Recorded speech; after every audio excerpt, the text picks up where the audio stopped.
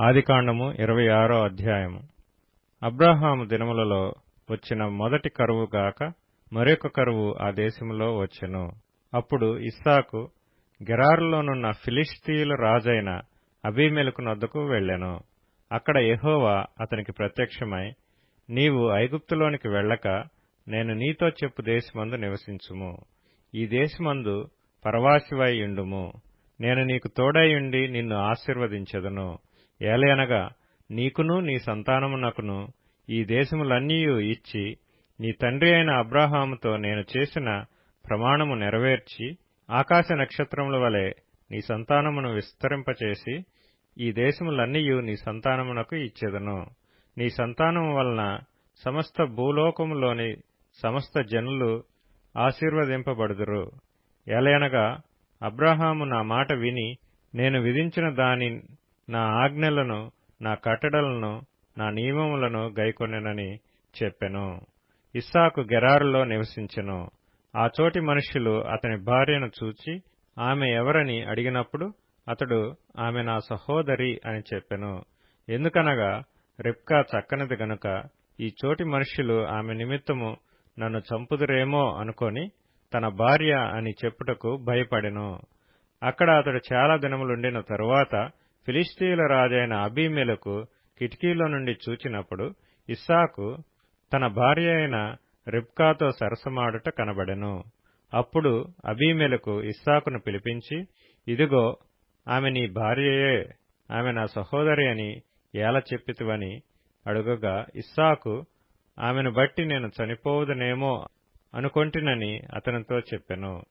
అందుకు అబీమెలెకు, నీవు మాకు చేసిన ఈ పని ఏమి? ఈ జనులలో ఎవడైనా ఆమెతో నిర్భయముగా శయనించవచ్చునే? అప్పుడు నీవు మా మీదికి పాతకము తెచ్చిపెట్టువాడవు కదా అనెను. అబీమెలెకు, ఈ మనుష్యుని జోలికైనను ఇతని భార్య జోలికైనను వెళ్ళువాడు నిశ్చయముగా మరణశిక్ష పొందునని తన ప్రజలకందరికీ ఆజ్ఞాపింపగా ఇస్సాకు ఆ దేశమందున్నవాడై విత్తనము వేసి ఆ సంవత్సరము నూరంతలు ఫలము పొందెను. యెహోవా అతనిని ఆశీర్వదించెను గనుక ఆ మనుష్యుడు గొప్పవాడాయెను. అతడు మిక్కిలి గొప్పవాడగు వరకు క్రమక్రమముగా అభివృద్ధి పొందుచూ వచ్చెను. అతనికి గొర్రెల ఆస్తియు, గొడ్ల ఆస్తియు, దాసులు గొప్ప సమూహమును కలిగినందున ఫిలిష్తీయులు అతని యందు అసూయపడిరి. అతని తండ్రి అయిన అబ్రాహాము దినములలో అతని తండ్రి దాసులు త్రవ్విన బావులన్నిటినీ ఫిలిష్తీయులు మన్ను పోసి పూడ్చివేసిరి. అబీమెలెకు, నీవు మాకంటే బహు బలం గలవాడవు గనుక మా యొద్ద నుండి వెళ్లిపొమ్మని ఇస్సాకుతో చెప్పగా ఇస్సాకు అక్కడ నుండి వెళ్లి గెరారు లోయలో గుడారం వేసుకుని అక్కడ నివసించెను. అప్పుడు తన తండ్రి అయిన అబ్రాహాము దినములలో త్రవ్విన నీళ్ల బావులు ఇస్సాకు తిరిగి త్రవ్వించెను. ఏలయనగా అబ్రాహాము మృతి పొందిన తరువాత ఫిలిష్తీయులు వాటిని పూడ్చివేసిరి. అతడు తన తండ్రి వాటికి పెట్టిన పేళ్ల చొప్పున తిరిగి వాటికి పేళ్లు పెట్టెను. మరియు ఇస్సాకు దాసులు ఆ లోయలో త్రవ్వగా జలలు గల నీళ్ల బావి దొరికెను. అప్పుడు గెరారు కాపరులు ఇస్సాకు కాపరులతో జగడమాడి, ఈ నీరు మాదే అని చెప్పిరి గనుక వారు తనతో కలహించినందున అతడు ఆ బావికి ఏసెకు అని పేరు పెట్టెను. వారు మరియొక బావి త్రవ్వినప్పుడు దాని కొరకును జగడమాడిరి గనుక దానికి సిత్నా అని పేరు పెట్టెను. అతడు అక్కడి నుండి వెళ్లి మరియొక బావి త్రవ్వించెను. దాని విషయమై వారు జగడమాడలేదు గనుక అతడు, ఇప్పుడు యెహోవా మనకు ఎడము కలుగజేసి ఉన్నాడు గనుక ఈ దేశమందు అభివృద్ధి పొందుదుననుకొని దానికి రహెబోతు అని పేరు పెట్టెను. అక్కడి నుండి అతడు బెయేర్షెబాకు వెళ్ళెను. ఆ రాత్రియే యెహోవా అతనికి ప్రత్యక్షమై, నేను నీ తండ్రి అయిన అబ్రాహాము దేవుడను, నేను నీకు తోడైయున్నాను గనుక భయపడకుము. నా దాసుడైన అబ్రాహామును బట్టి నిన్ను ఆశీర్వదించి నీ సంతానమును విస్తరింపచేసెదనని చెప్పెను.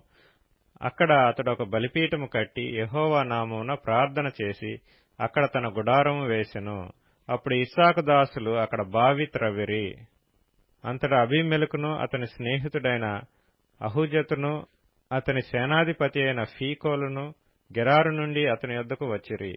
ఇస్సాకు, మీరు నా మీద పగబట్టి మీ యొద్ద నుండి నన్ను పంపివేసిన తరువాత ఎందునిమిత్తము నా యొద్దకు వచ్చి ఉన్నారని వారిని అడగగా వారు నిశ్చయముగా యెహోవా నీకు తోడైయుండుట చూచితిమి గనుక మనకు అనగా మాకును నీకును మధ్య ఒక ప్రమాణం ఉండవలననియు మేము నిన్ను ముట్టక నీకు మేలే తప్ప మరేమియూ చేయక నిన్ను సమాధానముగా పంపివేసితిమి గనక నీవును మాకు కీడు చేయకుండునట్లు నీతో నిబంధన చేసుకొందుమనియు అనుకొంటిమి. ఇప్పుడు నీవు యెహోవా ఆశీర్వాదం పొందినవాడవనిరి. అతడు వారికి విందు చేయగా వారు అన్నపానములు పుచ్చుకొనిరి. తెల్లవారినప్పుడు వారు లేచి ఒకనితో ఒకడు ప్రమాణం చేసుకొనిరి.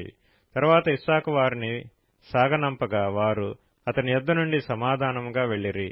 ఆ దినమందే ఇస్సాకు దాసులు వచ్చి తాము త్రవ్విన బావిని గూర్చి అతనికి తెలియజేసి మాకు నీళ్లు కనబడినవని చెప్పిరి. గనుక దానికి షేబా అని పేరు పెట్టెను. కాబట్టి నేటి వరకు ఆ ఊరి పేరు బెయేర్షెబా. ఏశావు 40 సంవత్సరముల వాడైనప్పుడు హిత్తీయుడైన బెయేరీ కుమార్తెయగు యహూదీతును హిత్తీయుడైన ఏలోను కుమార్తెయగు బాశెమతును పెండ్లి చేసుకొనెను. వీరు ఇస్సాకునకును రెబ్కాకును మనోవేదన కలుగచేసిరి. ఆదికాండము 27వ అధ్యాయము. ఇస్సాకు వృద్ధుడై అతని కనులకు మందదృష్టి కలిగినప్పుడు అతడు తన పెద్ద కుమారుడైన ఏశావుతో నా కుమారుడా అని అతన్ని పిలువగా అతడు చిత్తము నాయనా అని అతనితో నెనెను. అప్పుడు ఇస్సాకు ఇదిగో నేను వృద్ధుడను, నా మరణదినము నాకు తెలియదు, కాబట్టి నీవు దయచేసి నీ ఆయుధములైన నీ అంబుల పొదిని నీ విల్లును తీసుకొని అడవికి పోయి నా కొరకు వేటాడి మాంసము తెమ్ము. నేను చావక మునుపు నిన్ను నేను ఆశీర్వదించున్నట్లు నాకిష్టమైన రుచిగల భోజ్యములను సిద్ధపరిచి నేను తినుటకై నా యొద్దకు తెమ్మని చెప్పెను. ఇస్సాకు తన కుమారుడగు ఏశావుతో ఇట్లు చెప్పుచుండగా రిబ్కా వినుచుండెను. ఏశావు వేటాడి మాంసం తెచ్చుటకు అడవికి వెళ్ళెను. అప్పుడు రిబ్కా తన కుమారుడగు యాకోబును చూచి, ఇదిగో నీ తండ్రి నీ అన్నయైన ఏశావుతో మృతి పొందక మునుపు నేను తిని యెహోవా సన్నిధిని నిన్ను ఆశీర్వదించినట్లు నా కొరకు మాంసం తెచ్చి నాకు రుచిగల భోజ్యములను సిద్ధపరచుమని చెప్పగా వింటిని. కాబట్టి నా కుమారుడా, నా మాట విని నేను నీకు ఆజ్ఞాపించినట్టు చేయుము. నీవు మందకు వెళ్లి 2 మంచి మేకపిల్లలను అక్కడి నుండి నా యొద్దకు తెమ్ము. వాటితో నీ తండ్రికిష్టమైన రుచిగల భోజ్యములను అతనికి చేసెదను. నీ తండ్రి మృతి పొందక ముందు అతడు వాటిని తిని నిన్ను ఆశీర్వదించినట్లు నీవు వాటిని నీ తండ్రి వద్దకు తీసుకొని పోవాలనెను. అందుకు యాకోబు, నా సహోదరుడైన ఏశావు రోమము గలవాడు, నేను నున్నని వాడను గదా. ఒకవేళ నా తండ్రి నన్ను తడవి చూచును, అప్పుడు నేను అతని దృష్టికి వంచకుడనుగా తోచిన ఎడల నా మీదకి శాపమే గాని ఆశీర్వాదం తెచ్చుకొననని చెప్పెను. అయినను అతని తల్లి, నా కుమారుడా, ఆ శాపము నా మీదకి వచ్చునుగాక. నీవు నా మాట మాత్రం విని పోయి వాటిని నా యొద్దకు తీసుకొని రమ్మని చెప్పగా అతడు వెళ్లి వాటిని తన తల్లి యొద్దకు తీసుకొని వచ్చెను. అతని తల్లి అతని తండ్రికిష్టమైన రుచిగల భోజ్యములను సిద్ధపరచెను. మరియు తన జ్యేష్ఠ కుమారుడగు ఏశావునకు సొగసైన వస్త్రములు ఇంట తన యొద్ద నుండెను గనుక రిబ్కా వాటిని తీసి తన చిన్న కుమారుడగు యాకోబునకు తొడిగించి ఆ మేకపిల్లల చర్మములతో అతని చేతులను అతని మెడ మీద నునుపు భాగమును కప్పి తాను సిద్ధపరిచిన రుచిగల భోజ్యములను రొట్టెను తన కుమారుడగు యాకోబు చేతికియ్యగా అతడు తన తండ్రి యొద్దకు వచ్చి నా తండ్రి అని పిలువగా అతడు, ఏమి నా కుమారుడా, నీవెవరువని అడిగెను. అందుకు యాకోబు, నేను ఏశావు అను నీ జ్యేష్ఠ కుమారుడును. నీవు నాతో చెప్పిన ప్రకారం చేసియున్నాను. నీవు నన్ను దీవించుటకై దయచేసి లేచి కూర్చుండి నేను వేటాడి తెచ్చిన దానిని తినుమనెను. అప్పుడు ఇస్సాకు, నా కుమారుడా, ఇంత శీఘ్రముగా అది నీకెట్లు దొరికినని అడుగగా అతడు, నీ దేవుడైన యెహోవా నా ఎదుటికి దాని రప్పించుట చేతనే అని చెప్పెను. అప్పుడు ఇస్సాకు, నా కుమారుడా, నీవు ఏశావను నా కుమారుడివో కాదో నేను నిన్ను తడివి చూచెదను, దగ్గరకు రమ్మని చెప్పెను. యాకోబు తన తండ్రి అయిన ఇస్సాకు దగ్గరకు వచ్చినప్పుడు అతడు అతన్ని తడివి చూచి స్వరము యాకోబు స్వరము గాని చేతులు ఏశావు చేతులే అనెను. యాకోబు చేతులు అతని అన్నయైన ఏశావు చేతుల వలె రోమము గలవైనందున ఇస్సాకు అతనిని గుర్తుపట్టలేక అతని దీవించి, ఏశావు అను ఈ నా కుమారుడువు నీవేనా అని అడగగా, యాకోబు నేనే అనెను. అంతటా అతడు, అది నా యొద్దకు తెమ్ము, నేను నిన్ను దీవించినట్లు నా కుమారుడు వేటాడి తెచ్చినది తిందునెను. అతడు తెచ్చినప్పుడు అతడు తినెను. ద్రాక్షారసం తేగ అతడు త్రాగెను.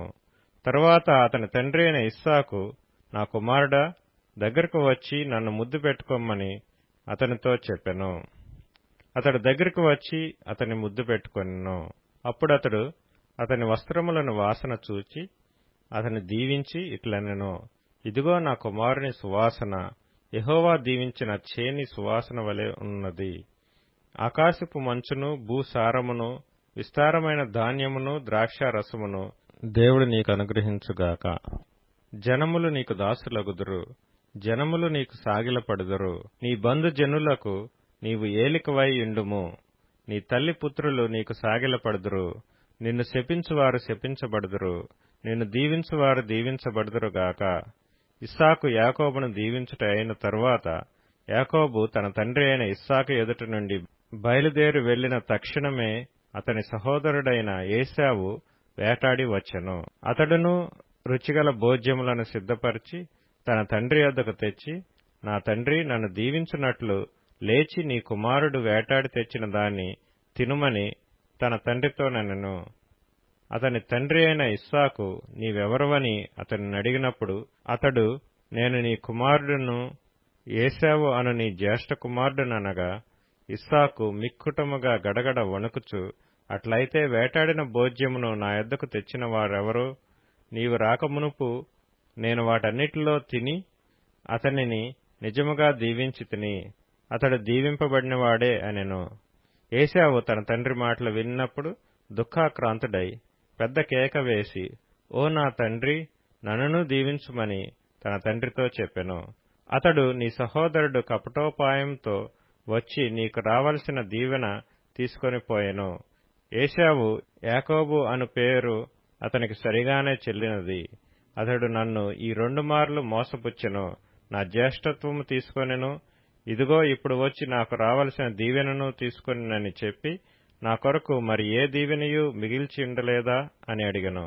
అందుకు ఇస్సాకు, ఇదిగో అతని నీకు ఏలికగా నియమించి అతని బంధుజనులందరినీ అతనికి దాసులుగా ఇచ్చితిని, ధాన్యమును ద్రాక్షారసమును ఇచ్చి అతన్ని పోషించితిని గనుక నా కుమారుడా, నీకేమి చేయగలనని ఏశావుతో ప్రత్యుత్తరమియ్యగా, ఏశావు, నా తండ్రి, నీ యొద్ద ఒక దీవెనయే ఉన్నదా? నా తండ్రి, నన్ను కూడా దీవించుమని తన తండ్రితో చెప్పి, ఏశావు ఎలుగెత్తి ఏడ్వగా, అతని తండ్రి అయిన ఇస్సాకు, నీ నివాసము భూసారము లేకయు పైనుండి పడు ఆకాశపు మంచు లేకయు నుండును. నీవు కత్తిచేత బ్రతుకుదువు, నీ సహోదరునికి దాసుడు వగుదువు. నీవు తిరుగులాడుచుండగా నీ మెడ మీద నుండి అతని కాడి విరిచివేయుదువు అని అతనికి ఉత్తరమిచ్చెను. తన తండ్రి యాకోబుకిచ్చిన దీవెన నిమిత్తము ఏశావు అతని మీద పగపట్టెను. మరియు ఏశావు, నా తండ్రిని గూర్చిన దుఃఖ దినములు సమీపముగానున్నవి, అప్పుడు నా తమ్ముడైన యాకోబును చంపెదననుకొనెను. రిబ్కా తన పెద్ద కుమారుడైన ఏశావు మాటలను గూర్చి వినినప్పుడు ఆమె తన చిన్న కుమారుడైన యాకోబును పిలువనంపి అతనితోనిట్లనెను, ఇదిగో నీ అన్నయైన ఏశావు నిన్ను చంపెదనని చెప్పి నిన్ను గూర్చి తన్ను తాను ఓదార్చుకొనుచున్నాడు. కాబట్టి నా కుమారుడా, నీవు నా మాట విని లేచి హారానులోనున్న నా సహోదరుడగు లాబాను నొద్దకు పారిపోయి నీ అన్న కోపం చల్లారు వరకు, నీ అన్న కోపము నీ మీద నుండి తొలగి నీవు అతనికి చేసిన వాటిని అతడు మరచు వరకు లాబాను నొద్ద కొన్నాళ్లు ఉండుము. అప్పుడు నేను అక్కడ నుండి నిన్ను పిలిపించెదను. ఒక్కనాడే మీ ఇద్దరిని నేను పోగొట్టుకొనేలా అనెను. మరియు రిబ్కా ఇస్సాకుతో, హేతు కుమార్తెల వలన నా ప్రాణము విసికినది. ఈ దేశస్థురాండ్రైన హేతు కుమారులలో వీరి వంటి ఒకదానిని యాకోబు పెండ్లి చేసుకున్న ఎడల నా బ్రతుకు వలన నాకేమి ప్రయోజనమనెను. ఆదికాండము 28వ అధ్యాయము. ఇస్సాకు యాకోబును పిలిపించి, నీవు కనాను కుమార్తెలలో ఎవతనూ వివాహం చేసుకొనకూడదు.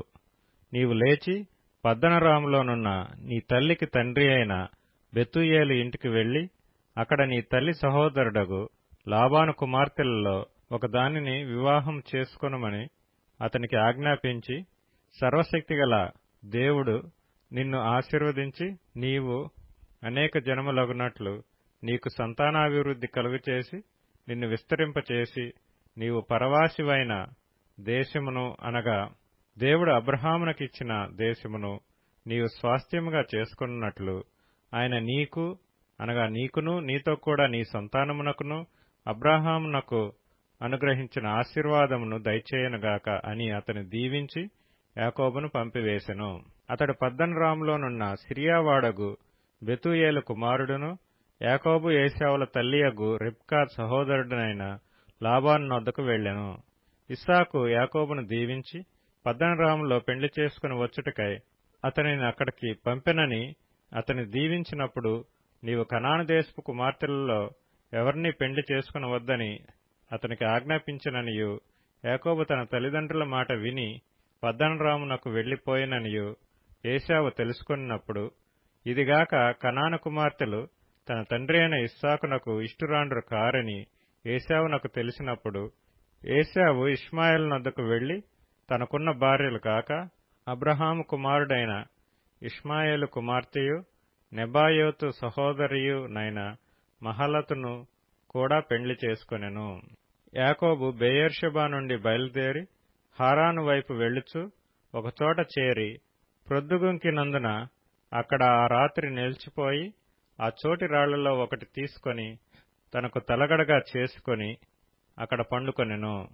అప్పుడతడు ఒక కల కనెను. అందులో ఒక నిచ్చెన భూమి మీద నిలుపబడి ఉండెను. దాని కొన ఆకాశమునంటెను. దానిమీద దేవుని దూతలు ఎక్కుచూ దిగుచూ నుండిరి.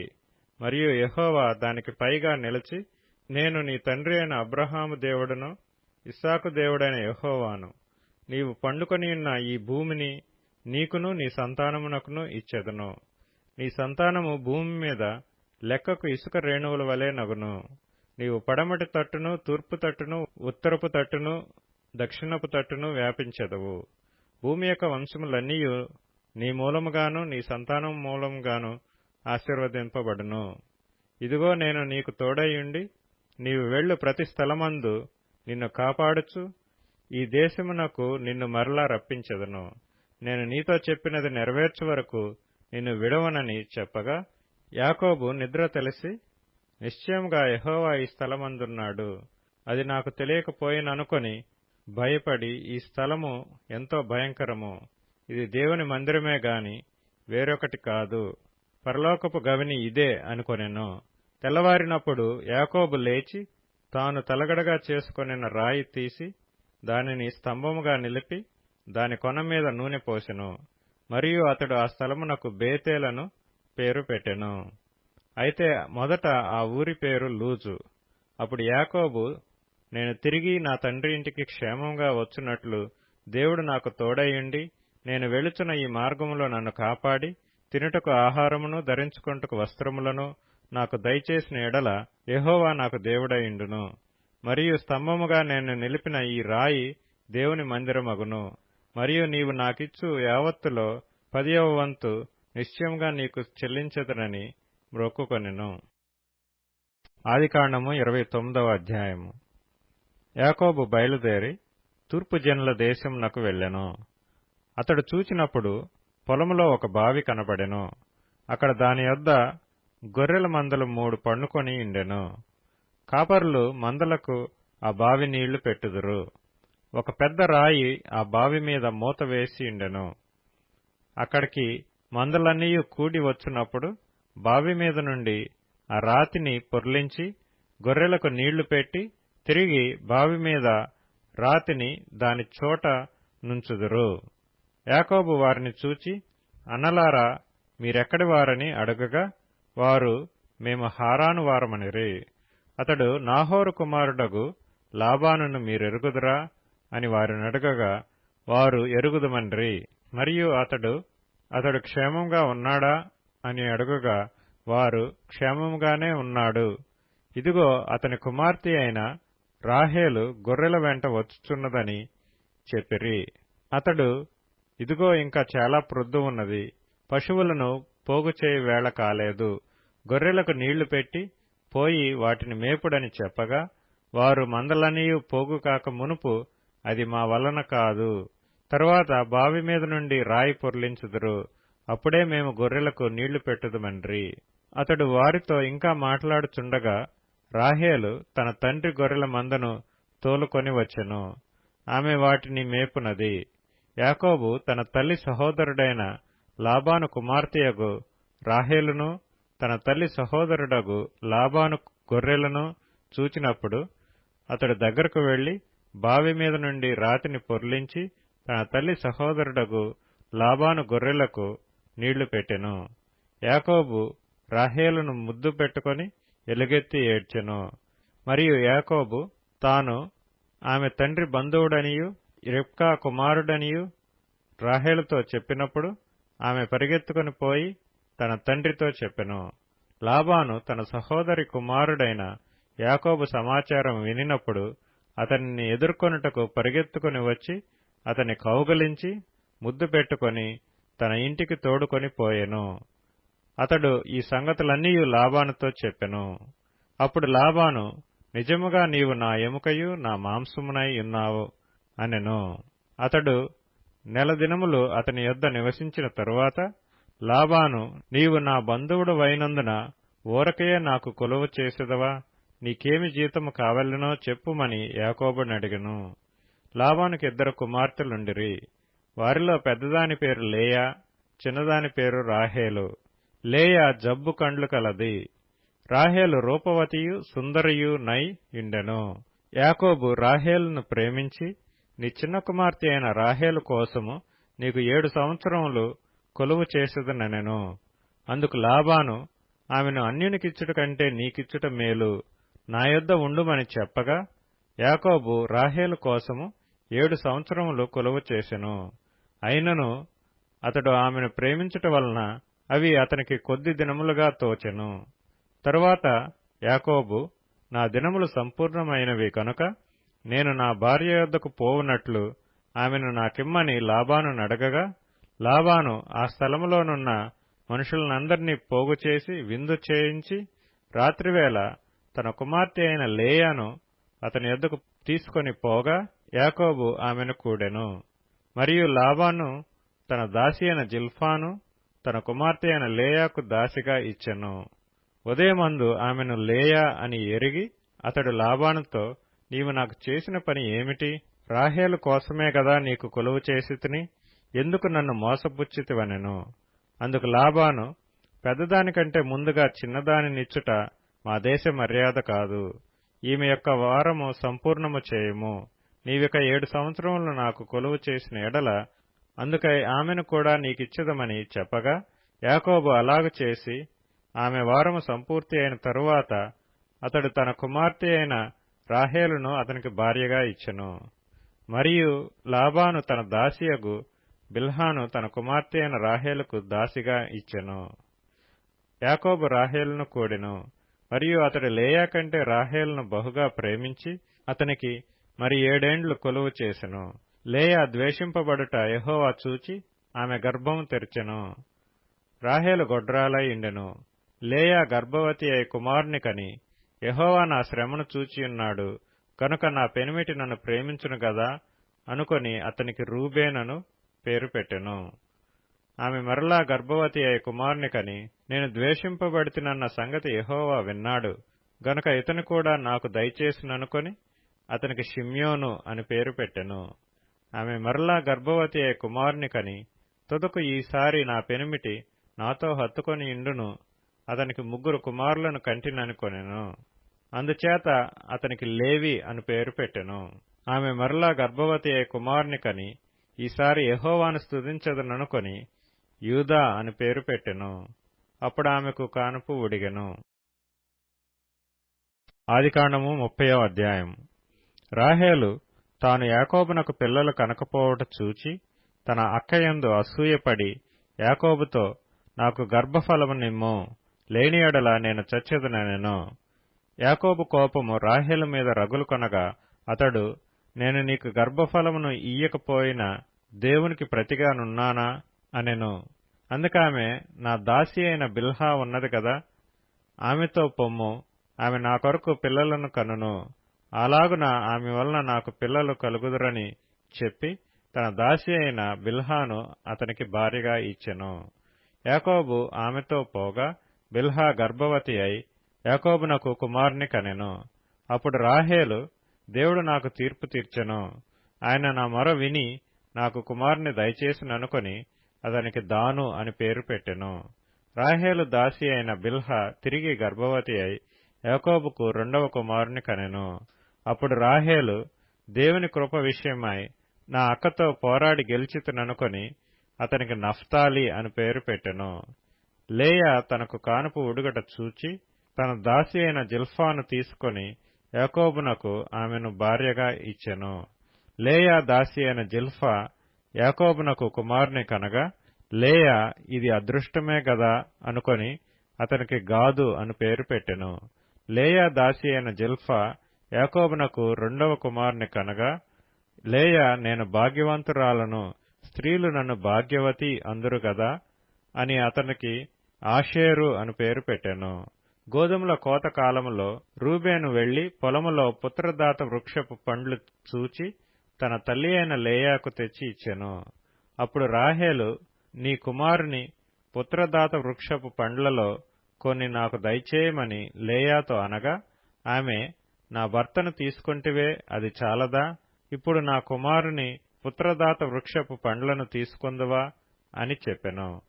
అందుకు రాహేలు, కాబట్టి నీ కుమారుని పుత్రదాత వృక్షపు పండ్ల నిమిత్తము అతడు ఈ రాత్రి నీతో శయనించునని చెప్పెను. సాయంకాలమందు యాకోబు పొలము నుండి వచ్చునప్పుడు లేయా అతనిని ఎదుర్కొనబోయి, నీవు నా యొద్దకు రావలెను, నా కుమారుని పుత్రదాత వృక్షపు పండ్లతో నిన్ను కొంటినని చెప్పెను. కాబట్టి అతడు ఆ రాత్రి ఆమెతో శయనించెను. దేవుడు లేయా మనవి వినెను గనుక ఆమె గర్భవతి యాకోబునకు 5వ కుమారుని కనెను. లేయా, నేను నా పెనిమిటికి నా దాసినిచ్చినందున దేవుడు నాకు ప్రతిఫలము దయచేసిననుకొని అతనికి ఇస్సాకారు అని పేరు పెట్టెను. లేయా మరలా గర్భవతి అయి యాకోబునకు 6వ కుమారుని కనెను. అప్పుడు లేయా, దేవుడు మంచి బహుమతి నాకు దయచేసెను, నా పెనిమిటికి 6 కుమారులను కనియున్నాను గనక అతడికను నాతో కాపురము చేయుననుకొని అతనికి జెబూలూను అని పేరు పెట్టెను. ఆ తరువాత ఆమె కుమార్తెను కని ఆమెకు దీనా అని పేరు పెట్టెను. దేవుడు రాహేలును జ్ఞాపకం చేసుకుని ఆమె మనవి విని ఆమె గర్భము తెరిచెను. అప్పుడామె గర్భవతి అయి కుమారుని కని దేవుడు నా నింద తొలగించెననుకొనెను. మరియు ఆమె, యెహోవా మరియొక కుమారుని నాకు దయచేయునుగాక అనుకొని అతనికి ఏసేపు అని పేరు పెట్టెను. రాహేలు ఏసేపును కనిన తరువాత యాకోబు లాబానుతో, నన్ను పంపివేయుము, నా చోటికిని నా దేశమునకును వెళ్ళెదను, నా భార్యలను నా పిల్లలను నాకు అప్పగించుము, అప్పుడు నేను వెళ్ళెదను, వారి కోసము నీకు కొలువు చేసితిని, నేను నీకు కొలువు చేసిన విధమును నీవెరుగుదువు గదా అని చెప్పెను. అందుకు లాబాను అతనితో, నీ కటాక్షము నా మీదనున్న ఎడల నా మాట వినుము, నిన్ను బట్టి యెహోవా నన్ను ఆశీర్వదించునని శకునము చూచి తెలుసుకొంటినని చెప్పెను.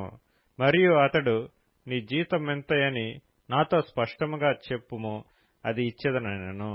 అందుకు యాకోబు అతని చూచి, నేను నీకెట్లు కొలువు చేస్తునో నీ మందలు నా యొద్ద ఎట్లుండెనో అది నీకు తెలియను. నేను రాకమునుపు నీకుండినది కొంచెమే, అయితే అది బహుగా అభివృద్ధి పొందెను. నేను పాదం పెట్టిన చోటెల్లా యెహోవా నిన్ను ఆశీర్వదించెను. నేను నా ఇంటివారి కొరకు ఎప్పుడూ సంపాద్యం చేసుకొందునెను. అప్పుడు అతడు, నేను నీకేమి ఇయ్యవలెనని అడిగినందుకు యాకోబు, నీవు నాకేమీయూ ఇయ్యవద్దు, నీవు నా కొరకు ఈ విధముగా చేసిన యెడల నేను తిరిగి నీ మందను మేపి కాచెదను. నేడు నేను నీ మంద అంతటిలో నడిచి చూచి పొడలైనను మచ్చలైనను గల ప్రతి గొర్రెను, గొర్రె పిల్లలలో నల్లని ప్రతిదానిని, మేకలలో మచ్చలైనను పొడలైనను గల వాటిని వేరుపరచెదను, అట్టివి నాకు జీతమగును. ఇక మీదట నాకు రావలసిన జీతమును గూర్చి నీవు చూడవచ్చినప్పుడు నా న్యాయ ప్రవర్తనయే నాకు సాక్ష్యమగును. మేకలలో పొడలైనను మచ్చలైనను లేనివన్నీయు, గొర్రెపిల్లలలో నలుపు లేనివన్నీయు నా యొద్దనున్న ఎడల నేను దొంగిలించితినని చెప్పవచ్చునెను. అందుకు లాబాను, మంచిది, నీ మాట చొప్పుననే కానిమ్మనెను. ఆ దినమున లాబాను చారయైనను మచ్చయైనను గల మేకపోతులను, పొడలైనను మచ్చలైనను గల పెంటి మేకలన్నిటినీ, కొంచెము తెలుపు గల ప్రతి దానిని, గొర్రెపిల్లలలో నల్లవాటినన్నిటినీ వేరుచేసి తన కుమారుల చేతికి అప్పగించి తనకును యాకోబునకును మధ్య 3 దినముల ప్రయాణమంత దూరం పెట్టెను. లాబాను యొక్క మిగిలిన మందను యాకోబు మేపుచుండెను. యాకోబు చినారు జంగిసాలు అను చెట్ల చువ్వలను తీసుకొని ఆ చువ్వలలో తెల్లచారలు కనబడినట్లు అక్కడక్కడ వాటికి తొక్కలు ఒలిచి, మందలు నీళ్లు త్రాగ వచ్చినప్పుడు అవి చూలు కట్టుటకు అతడు తాను ఒలిచిన చువ్వలను మందలు త్రాగుటకు వచ్చు కాలవలలోను నీళ్ల గాళ్లలోనూ వాటి ఎదుట పెట్టగా, మందలు ఆ చువ్వల ఎదుట చూలు కట్టి చారలైనను పొడలైనను మచ్చలైనను గల పిల్లలను ఈనెను. యాకోబు ఈ గొర్రె పిల్లలను వేరుచేసి చారలు గల వాటి తట్టును, లాబాను మందలలో నల్లని వాటి తట్టును, మందల ముఖములు త్రిప్పి తన మందలను లాబాను మందలతో నుంచక వాటిని వేరుగా నుంచెను. మందలో బలమైనవి చూలు కట్టినప్పుడెల్లను అవి ఆ చువ్వల ఎదుట చూలు కట్టునట్లు యాకోబు మంద కన్నుల ఎదుట కాలవలలో ఆ చువ్వలు పెట్టెను. మంద బలహీనమైనప్పుడు పెట్టలేదు. అట్లు బలహీనమైనవి లాబానుకును బలమైనవి యాకోబునకును వచ్చెను. ఆ ప్రకారము ఆ మనుష్యుడు అత్యధికముగా అభివృద్ధి పొంది విస్తారమైన మందలు, దాసీలు, దాసులు, ఒంటెలు, గాడిదలు గలవాడాయెను.